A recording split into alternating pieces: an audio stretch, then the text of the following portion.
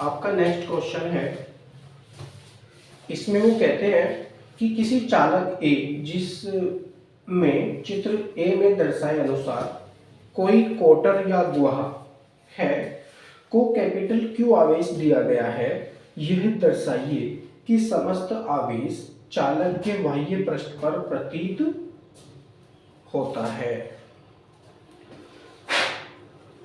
तो यहाँ पर डायग्राम दे रखा है इन्होंने, मानकर चलिए ये कोई चालक है,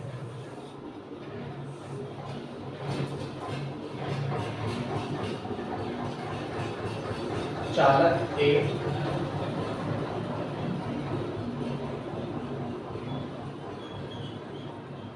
और इसको जो आवेश दिया जाता है वो क्यू आवेश दिया जाता है। तो बाहर कोई पृष्ठ है, इस आकार का कोई पृष्ठ है, इसको कैपिटल क्यू आवेश दिया जाता है।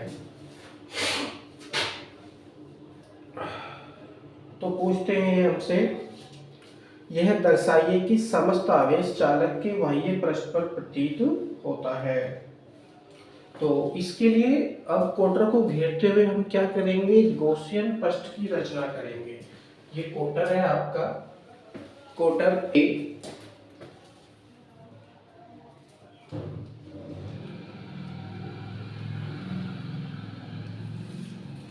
इसको घेरते हुए कोई गॉसियन पृष्ठ की रचना करेंगे। मानकर चलिए ये कोई आपका गॉसियन पृष्ठ है।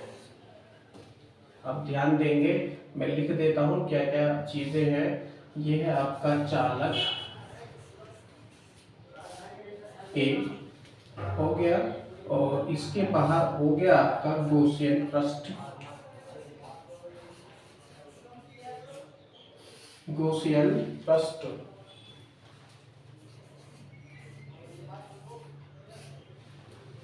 गॉसियन पृष्ठ हो चुका है, और जो कैपिटल क्यू है बाहर, ये है दिया गया आवेश, दिया गया आवेश। ये तीनों चीजें मैंने लिख दी है, इससे आपको आसानी रहेगी समझने में कौन कौन सी चीजें कौन कौन सी हैं। तो ये जो हमने गॉसियन पृष्ठ खींचा है, इस पूरे गॉसियन पृष्ठ से गुजरने वाले वैद्युत फ्लक्स की गणना हम करेंगे। तो लिखेंगे गॉसियन पृष्ठ से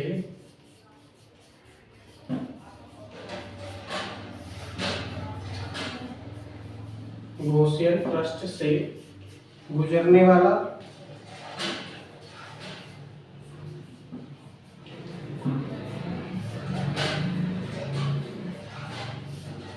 वैद्युत फ्लक्स,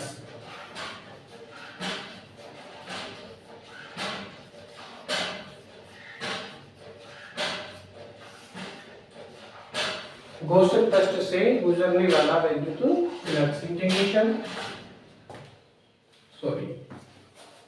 फाई ई से शो करते हैं इसको। Phi E equal to integration, और अंदर रहेगा E vector dot d A vector. क्योंकि बंद पृष्ठ है तो इसके लिए क्लोज इंटीग्रेशन का भी आप प्रयोग कर सकते हैं, यानी ई vector dot d A vector. क्योंकि आवेश दिया जाता है और आवेश देने से विद्युत क्षेत्र की स्थापना होती है। मानकर चलिए विद्युत क्षेत्र ई वेक्टर है, और इसका जो पूरे का गॉसियन पृष्ठ का क्षेत्रफल है वो कैपिटल ए है। तो हो जाएगा phi E equal to close integration E vector dot d A vector. यहीं से गॉस की प्रमेय का भी आप प्रयोग कर सकते हैं, वो है Q upon epsilon zero, Q upon epsilon zero.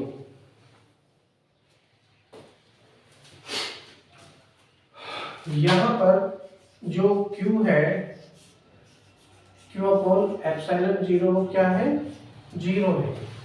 Q upon epsilon zero, Q upon epsilon zero is zero है। तो Q इक्वल टू क्या हो जाएगा, Q इक्वल टू भी जीरो हो जाएगा। यानी जो आवेश है वो कोटर के अंदर नहीं आएगा, इसके बाह्य पृष्ठ पर ही फैल जाएगा। तो क्वेश्चन नंबर ए आपका हो चुका है। अर्थात चालक के भीतर कोई आवेश नहीं होता, समस्त आवेश चालक के बाह्य पृष्ठ पर प्रतीत होता है। और जब इसके पृष्ठ पर आवेश होता है तो वैद्युत क्षेत्र भी इसके पृष्ठ पर ही प्रतीत होगा। और इसके जो आंतरिक बिंदु है कहीं पर भी आप मान सकते हैं उस पर कोई भी आवेश नहीं होने के कारण, कोई भी आवेश नहीं होने के कारण उस पर किसी भी प्रकार का कोई वैद्युत क्षेत्र भी उत्पन्न नहीं होगा। ये बात भी याद रखेंगे। ये क्वेश्चन नंबर ए था। अब इसी में क्वेश्चन नंबर बी पूछते हैं। Question number B, question number B में वो कहते हैं कि कोई अन्य चालक बी जिस पर आवेश Q है, अच्छा, को कोटर या गुहा में इस प्रकार धंसा दिया जाता है कि चालक बी चालक ए से वैद्युत रोधी रहे। यह दर्शाइए कि चालक ए के बाह्य पृष्ठ पर कुल आवेश capital Q plus small q है। चित्र भी अब देखिए इन्होंने क्या किया, इस गुहा, ये जो गुहा की हमारी कैविटी, इसमें कोई दूसरा चालक डाल दिया है इन्होंने, मानकर चलिए ये कोई दूसरा चालक इन्होंने डाल दिया है और इसको स्मॉल q आवेश इन्होंने दिया है, स्मॉल q आवेश इन्होंने दिया है और इस चालक को इन्होंने B माना है। और ये इस प्रकार व्यवस्थित है एक दूसरे से कि चालक B चालक A से वैद्युत रोधी है। वैद्युत रोधी का मतलब है कि इनके आवेशों में किसी प्रकार का कोई स्थानांतरण नहीं होता है, वैद्युत रोधी इसलिए होते हैं। वैद्युत रोधी रहे। यह दर्शाइए कि चालक A के पृष्ठ पर कुल आवेश capital Q plus small q है। अब ये दर्शाना है हमको, जो चालक A का बाह्य पृष्ठ है उसके बाह्यतम पृष्ठ पर जो कुल आवेश है वो capital Q plus small q है। अब देखिए जैसे ही हम चालक B को कोटर के अंदर व्यवस्थित करते हैं तब प्रेरण के कारण ऋणात्मक आवेश चालक A के पृष्ठ पर बनना शुरू हो जाता है। तो यहाँ पर जो आवेश का स्थानांतरण है वो कहां पर हो रहा है जी? प्रेरण के कारण। प्रेरण से चालक A के भीतरी पृष्ठ पर आवेश माइनस Q उत्पन्न होगा तथा प्लस Q चालक A के बाह्य पृष्ठ पर।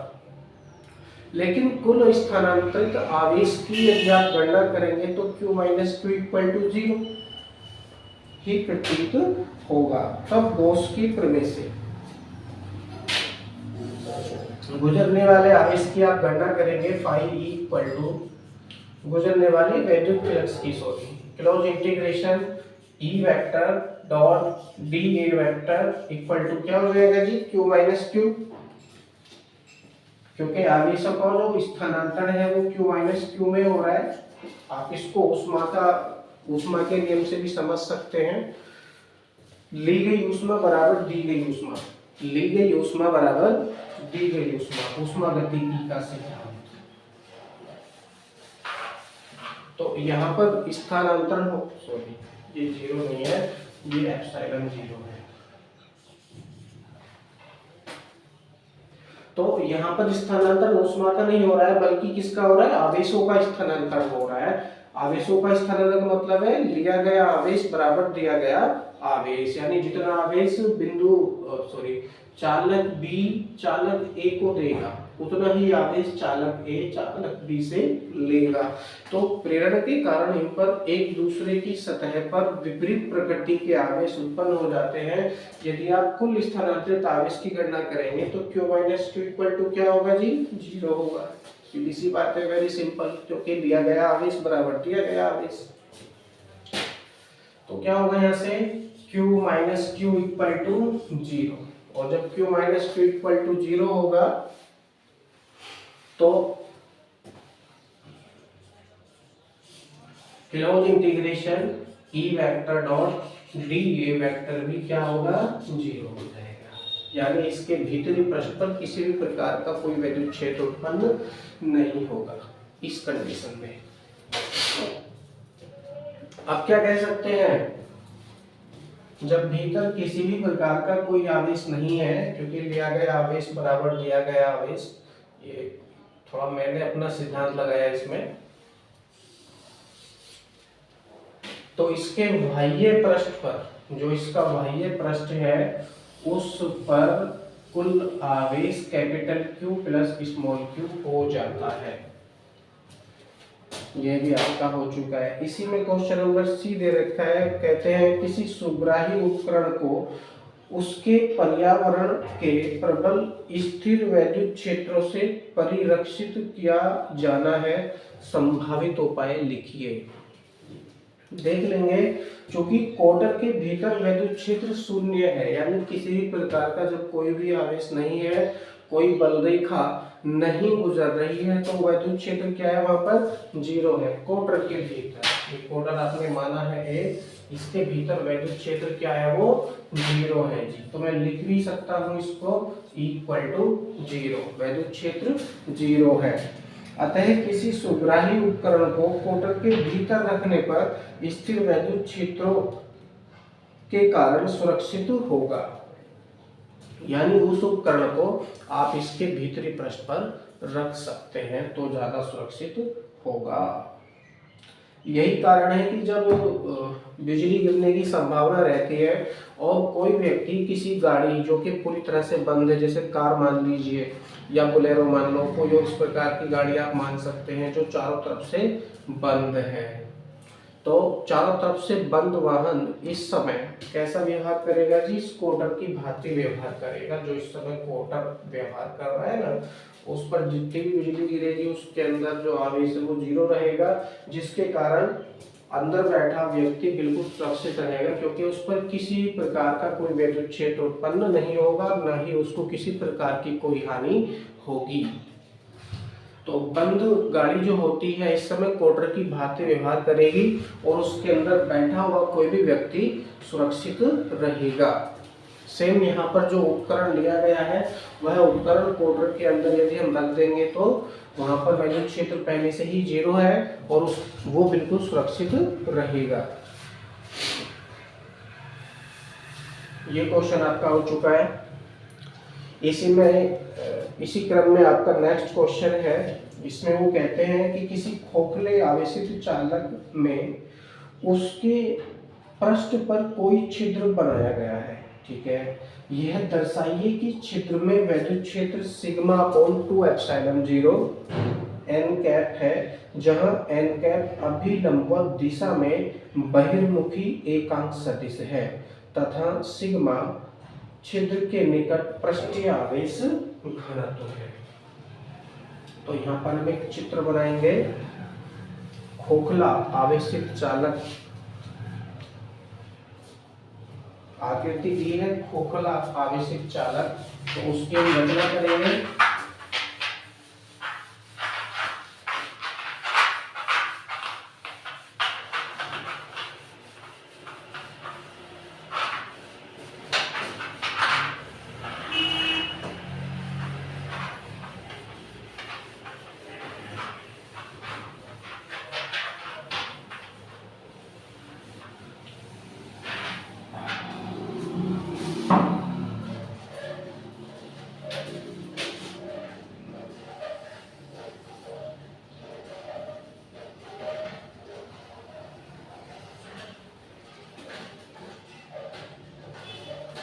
और बड़ा बन जाए।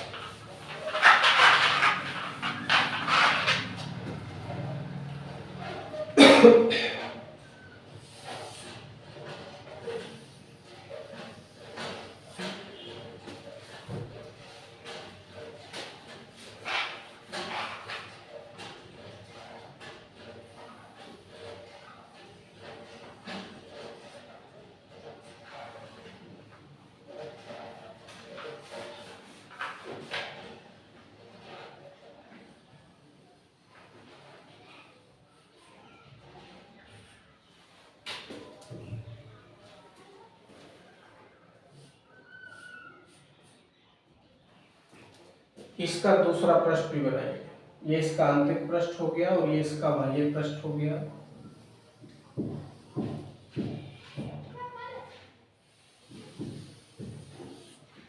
मानकर चलिए ये इसका बाह्य पृष्ठ है और ये खोखला गोल चालक है।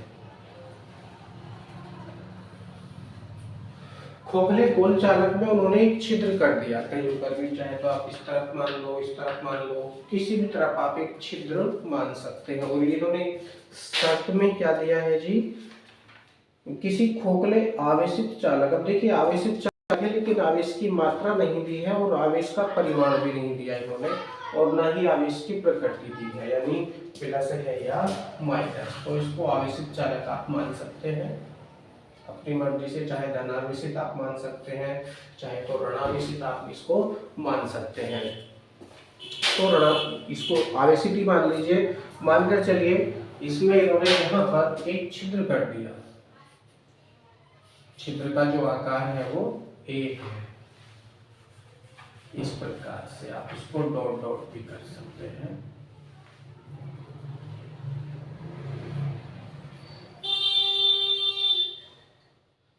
ये क्या है जी, छिद्र है। ये खोखला गोल चालक है और इसमें ये छिद्र किया जाता है ए बी, नाम है इसका ए बी। ए बी कोई छिद्र है गोलीय चालक में और इसके बाहर एक बिंदु P है, बाहर एक बिंदु P है। लेकिन एक बार फिर पढ़ लेते हैं क्वेश्चन को। क्या कहा है इन्होंने, किसी खोखले आवेशित चालक में उसके पृष्ठ पर कोई छिद्र बनाया गया है। अच्छा, यह दर्शाइए कि छिद्र में वैद्युत क्षेत्र sigma upon 2 epsilon 0 n cap है, जहां n कैप अभिलंबवत दिशा में बहिर्मुखी एकांक सदिश है तथा सिग्मा छिद्र के निकट पृष्ठीय आवेश घनत्व है। अब देखिए पृष्ठीय आवेश घनत्व मानकर चलिए वो सिग्मा है छिद्र के निकट, यानी पृष्ठीय आवेश घनत्व वो सिग्मा है। आप कहीं भी उसको दर्शा सकते हैं। तो पूरे ही गोलीय चालक का पृष्ठीय घनत्व कैसा होगा, वो सिग्मा होगा। अब ये जो छिद्र है आपका ए बी, इसके निकट बाहर की तरफ एक बिंदु P है। क्या है जी, एक बिंदु P है। आपने बिंदु P माना है कैलकुलेशन के लिए। अब देखिए दो प्रकार की वैद्युत क्षेत्र उत्पन्न होंगे, यहाँ पर दो आकृतियां उत्पन्न हो रही है। एक तो हो रहा है आपका छिद्र, इस छिद्र के कारण उत्पन्न होने वाला वैद्युत क्षेत्र, छिद्र के कारण उत्पन्न होने वाला वैद्युत क्षेत्र की दिशा E1 रहेगी आगे की तरफ, E1 आगे की तरफ रहेगी। और छिद्र से अलग जो बाकी पृष्ठ आपका बचा है, यानी चालक छिद्र के अलावा जितना भी चालक आपका बचा है, उस बचे हुए चालक के कारण उत्पन्न होने वाली वैद्युत क्षेत्र की तीव्रता की दिशा भी इसी तरह रहेगी, यानी समदिश रहेंगे। E1 और E2 समदिश रहेंगे। तब इस कंडीशन में आप लिख सकते हैं खोखले आवेशित चालक के कारण बिंदु P पर उत्पन्न होने वाला वैद्युत क्षेत्र E वेक्टर बराबर लिखेंगे खोखले आवेशित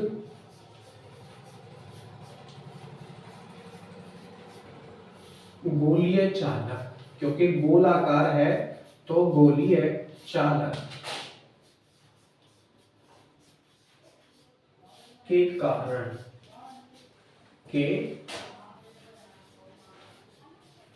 कारण बिंदु P पर, जो हमने चालक के बाहर बिंदु P माना है, इस बिंदु P पर उत्पन्न होने वाला उत्पन्न वैद्युत क्षेत्र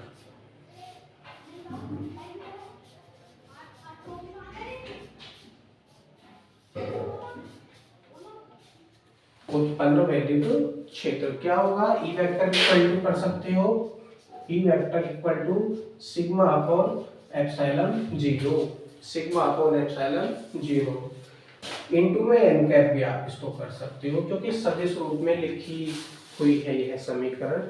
तो हो जाएगा E vector equal to sigma upon epsilon 0 और आगे n कैप मल्टीप्लाई में n कैप क्या है जी, एकांक सदिश है, एकांक सदिश, इसका परिमाण 1 होता है और जब हम इसके स्थान पर 1 रखेंगे और मल्टीप्लाई करेंगे तो सिग्मा अपॉन एप्सिलॉन 0 ही आपको प्राप्त हो जाएगा। तो लिख सकते हैं E vector equal to sigma upon epsilon 0 n cap. ये आ चुका है गोलीय चालक के कारण बिंदु P पर उत्पन्न होने वाला वैद्युत क्षेत्र। इसी क्रम में जो आपका ये वैद्युत क्षेत्र की तीव्रता है E1 और E2 का योग है, अध्यारोपण के सिद्धांत से E1 और E2 का योग है, क्योंकि पूरा ही खोखला गोलीय चालक है जिसके कारण उत्पन्न होने वाली वैद्युत क्षेत्र की जो तीव्रताएं हैं वो E1 और E2 उत्पन्न हो रही है, क्योंकि छिद्र के कारण उत्पन्न होने वाली वैद्युत क्षेत्र की तीव्रता E1 और बाकी जो चालक आपका बचा है उसके कारण उत्पन्न होने वाली वैद्युत क्षेत्र की तीव्रता वो E2 है। तो आप इसको लिख सकते हैं अध्यारोपण के सिद्धांत से। क्या होगा, E इक्वल टू हो जाएगा E1 plus E2, E equal to E1 plus E2। चाहे तो आप इसको सदिश रूप में भी लिख सकते हैं, no problem. Equal to sigma upon epsilon 0, sigma upon epsilon 0 into n cap. n cap का मतलब एकांक सदिश, कुछ इस तरह से भी आप इसको लिख सकते हैं और आप इसको इक्वेशन नंबर 1 मान सकते हैं। ये तो बाह्य बिंदु पर चल रही थी बात। मानकर चलिए कोई बिंदु इसके अंदर स्थित है, चालक के अंदर, मानकर चलिए बिंदु Q स्थित है यहां पर। अब माना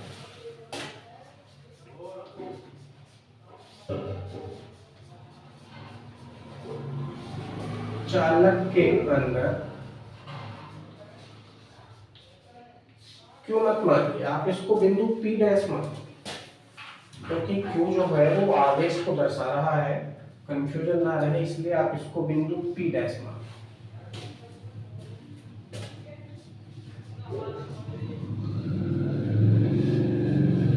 बिंदु P डैश स्थित है।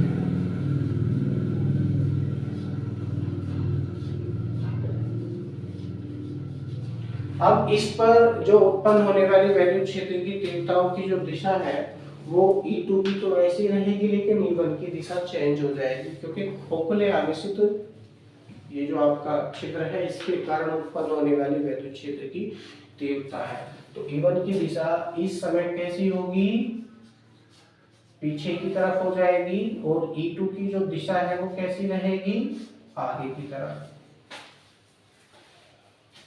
बिंदु P डैश पर, क्योंकि आंतरिक भाग है इस समय। तब क्या होगा, E1 व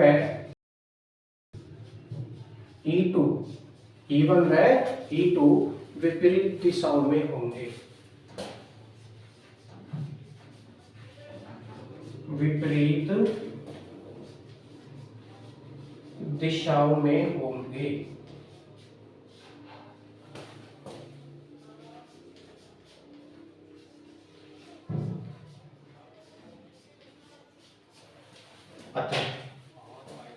आप लिख सकते हैं E वेक्टर इक्वल टू, अब कुल तीव्रता ज्ञात करेंगे तो क्या होगा, कुल तीव्रता ज्ञात करेंगे तो E1 plus E2, E1 plus E2, कुल तीव्रता का मतलब यही तो है, vector equal to E1 plus E2। बिंदु Q पर P डैश पर आप ज्ञात कर रहे हैं, सॉरी। तो इसमें क्या होगा, आपने क्या माना है, E1 की दिशा को अपोजिट माना है, तो E1 के स्थान पर आप माइनस का चिन्ह लिख सकते हैं, और जो इसका आंतरिक बिंदु है इसके आंतरिक बिंदु पर कुल वैद्युत क्षेत्र, कुल वैद्युत क्षेत्र जो इसका आंतरिक बिंदु है, मैं इसको E इंटरनल करके लिख सकता हूं।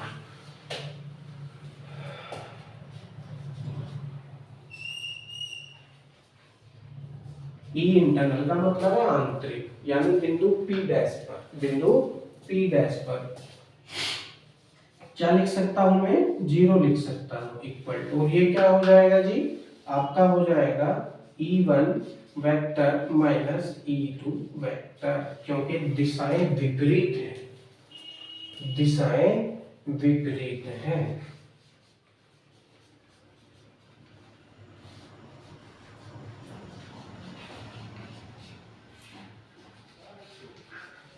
दिशाएं विपरीत है, इसलिए मैंने E1 माइनस E2 इसको कर लिया, नो प्रॉब्लम। अब E इंटरनल क्या है, वो 0 है, क्योंकि खोखले गोलीय चालक के किसी बिंदु पर, चाहे वो यहाँ यहाँ यहाँ कहीं भी है, अगर अंदर है तो उस पर कोई वैद्युत क्षेत्र उत्पन्न नहीं होता, तो इसलिए मैंने इसके स्थान पर 0 रख लिया। अब क्या करेंगे, माइनस वाला पर इधर खाएंगे तो हो जाएगा प्लस का। E1 इक्वल टू क्या हो जाएगा जी, E2। E1 equal to E2 हो जाएगा।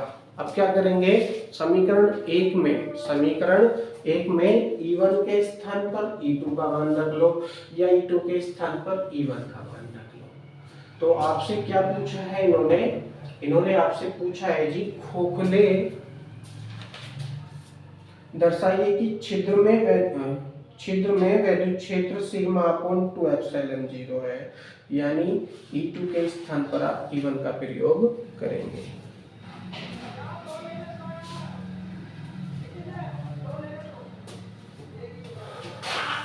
चित्र थोड़ा साफ कर देते हैं।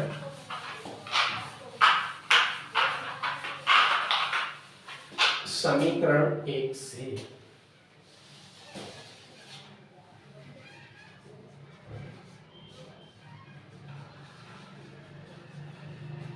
समीकरण एक आपकी ये है, इसमें है E vector equal to E1 plus E2 equal to sigma upon epsilon 0 n cap. तो क्या करेंगे, इस समीकरण एक में E1 के स्थान पर E2 का प्रयोग करेंगे, तो हो जाएगा E2 plus E2 equal to sigma upon epsilon 0 into n cap. अब E2 और E2 कितना हो गया, 2E2 हो गया, equal to sigma upon epsilon 0 n cap, sigma upon epsilon 0 n cap. क्या करेंगे, E2 की वैल्यू फाइंड करेंगे, तो E2 इक्वल टू क्या हो जाएगा, ये तो मल्टीप्लाई में है, आगे जाके डिवाइड में आ जाएगा, यानी E2 equal to sigma upon 2 epsilon 0 into n cap हो जाएगा। और यही आपको सिद्ध करना था, इति सिद्धम।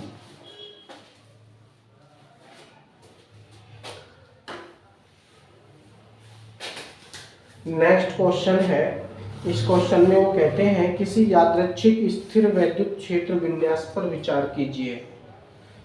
स्थिर वैद्युत क्षेत्र विन्यास दे रखा है इन्होंने, इस विन्यास की किसी शून्य विक्षेप स्थिति यानी नल पॉइंट, अर्थात जहां पर कोई वैद्युत क्षेत्र उत्पन्न नहीं होता, अर्थात E इक्वल टू 0 पर कोई छोटा परीक्षण आवेश रखा गया है। यह दर्शाइए कि परीक्षण आवेश का संतुलन आवश्यक रूप से अस्थायी है। तो यहाँ पर एक विन्यास दे रखा है और चित्र के रूप में, उस चित्र को सबसे पहले हम दर्शाएंगे बोर्ड पर, और तब हम समझेंगे चित्र के बारे में।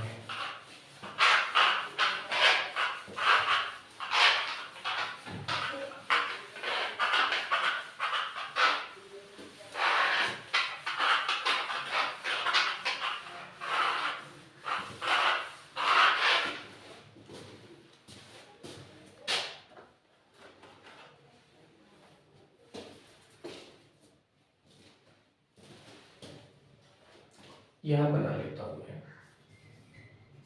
मैं बिंदु A और ये है बिंदु B। आवेश रखा है इन्होंने Q दोनों में, यहां पर भी आवेश Q रखा है इन्होंने। इनका जो मध्य बिंदु है, दोनों आवेशों का मध्य बिंदु उन्होंने इस मध्य बिंदु पर आवेश रखा है Q0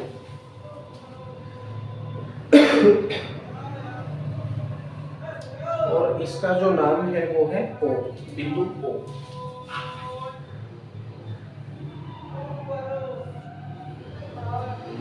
दिया गया आवेश है Q0।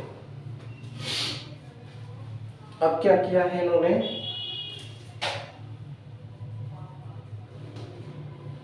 मिला दिया है, डॉट डॉट है, कैसा है, हाँ डॉट डॉट है।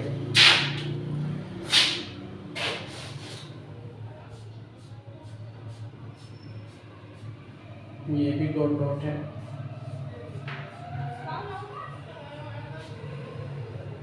और ये भी डॉट डॉट है।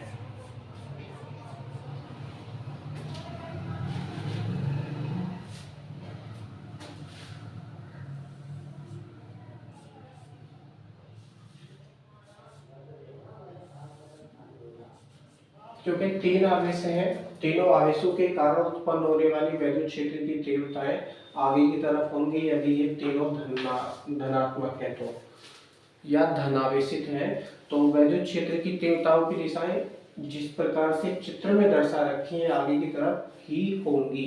अब पढ़ेंगे क्वेश्चन को, वो क्या कहते हैं। इसको नाम दिया है इन्होंने बिंदु P। किसी यादृच्छिक स्थिर विद्युत क्षेत्र विन्यास पर विचार कीजिए। इस विन्यास की किसी शून्य विक्षेप स्थिति जहां पर कोई विद्युत क्षेत्र उत्पन्न नहीं होता पर छोटा परीक्षण आवेश रखा गया है। ठीक है, परीक्षण आवेश रखा गया है। यह दर्शाइए कि परीक्षण आवेश का संतुलन आवश्यक रूप से अस्थायी है। आप समझ लेंगे, यहाँ पर तो समझने का ही है, बाकी को कुछ नहीं है इस क्वेश्चन में। शून्य विक्षेप स्थिति वहां उत्पन्न होती है जहां पर किसी प्रकार की कोई बल रेखा उत्पन्न नहीं होती, और जब कोई बल रेखा उत्पन्न नहीं होती है तो उस बिंदु पर विद्युत क्षेत्र हमेशा जीरो रहता है। विद्युत क्षेत्र कैसा रहता है जी, शून्य विक्षेप स्थिति में मैं लिख देता हूं, शून्य विक्षेप स्थिति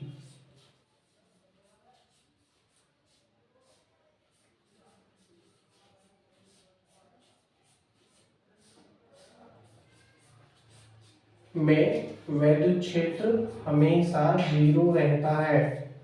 ये बात हमेशा ध्यान रखेंगे, कोई भी विद्युत क्षेत्र उत्पन्न नहीं होता। अब जरा ध्यान देंगे चित्र में, यदि आवेश Q बिंदु A पर स्थित है और बिंदु B पर भी आवेश Q स्थित है, यदि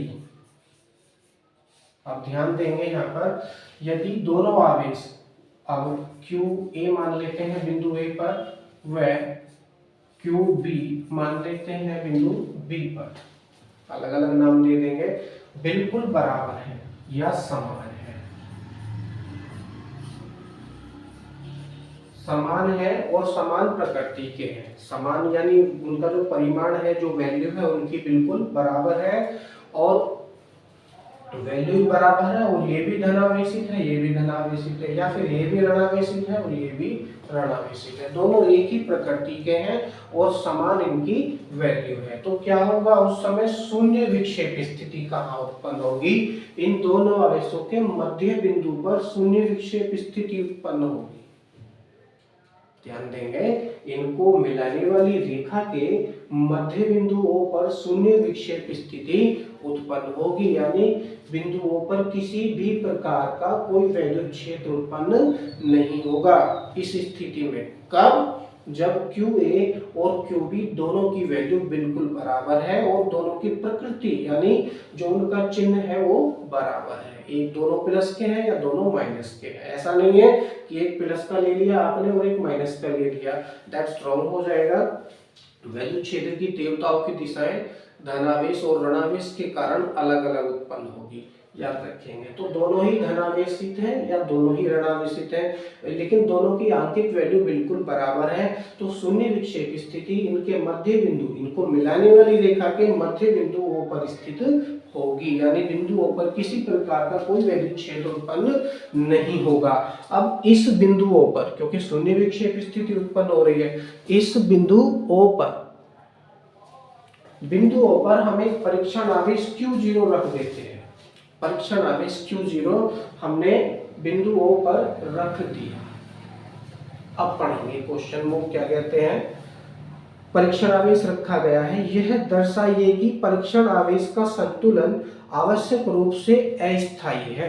अब देखिए हमको यह दिखाना है कि यह संतुलन जो बन रहा है तीनों आवेशों का संतुलन यह अस्थायी है। अस्थायी का मतलब है कि ये बहुत लंबे समय तक नहीं रह सकता। अब जरा ध्यान देंगे, यदि कोई बाह्य बल लगाकर हम इस आवेश Q0 को बिंदु A की तरफ विस्थापित करें, ध्यान देंगे यदि आवेश Q0 को बिंदु A की तरफ विस्थापित करें तो बिंदु A से O की डिस्टेंस क्या होगी, घट जाएगी।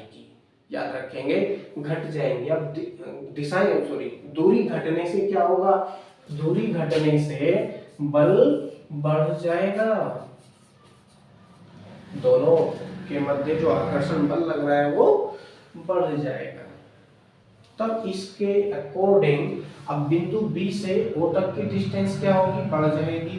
तो दूरी बढ़ने से बल घट जाएगा। तो इसको संतुलित करने के लिए प्रत्यानयन बल लगता है, जो कि इस आवेश को पुनः वापस अपनी स्थिति में लाने का प्रयास करता है।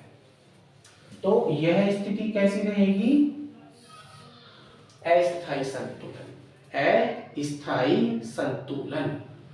अब ये तो आ गया केवल इसी के अनुदिश, इस रेखा के अनुदिश, यानी हम इसको आगे कर लें तो भी अस्थायी संतुलन रहेगा, पीछे कर लें तो भी अस्थायी संतुलन रहेगा, क्योंकि दोनों की दूरियां परिवर्तित हो जाएंगी। दूरी परिवर्तित होने से इनके मध्य लगने वाले आकर्षण बल परिवर्तित हो जाएंगे।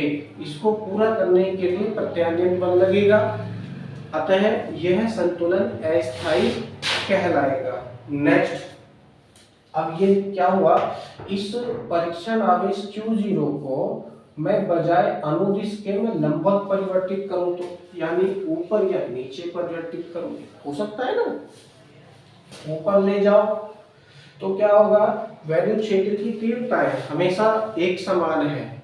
अब जितनी वैल्यू है आवेश की उतने ही मार्ग में वैद्युत क्षेत्र की तीव्रताएं रहेंगी, क्योंकि फॉर्मूला क्या है, E proportional Q upon R square, E proportional Q upon R square. यदि क्या है कि दूरी कम है तो वैद्युत क्षेत्र अधिक उत्पन्न होगा, और आवेश की मात्रा अधिक है तो भी वैद्युत क्षेत्र अधिक मात्रा में उत्पन्न होगा। ये दोनों ही बातें जिम्मेदार करती हैं वैद्युत क्षेत्र के लिए। अब Q0 को मैं बिंदु P पर ले जाऊं। अब बिंदु P पर अगर हम लेकर जाएंगे तो QA और QB से उसकी दूरियां ज्यादा हो जाएंगी। दूरियां ज्यादा होने से कम मात्रा में वैद्युत क्षेत्र उत्पन्न होगा, जिसके कारण यहाँ पर भी एक प्रकार का प्रत्यानयन बल लगेगा, जो कि इस आवेश को वापस पुनः अपनी स्थिति में लाने का प्रयास करेगा। अतः हम कह सकते हैं कि यहाँ पर यह संतुलन कैसा है, अस्थायी है।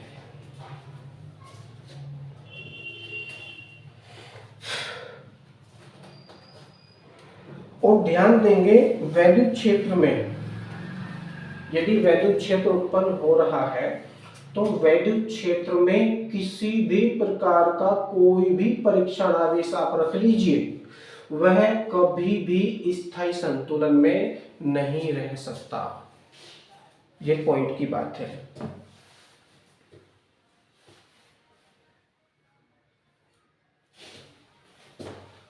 यहाँ पर ये सोल्व आपके हो चुके हैं।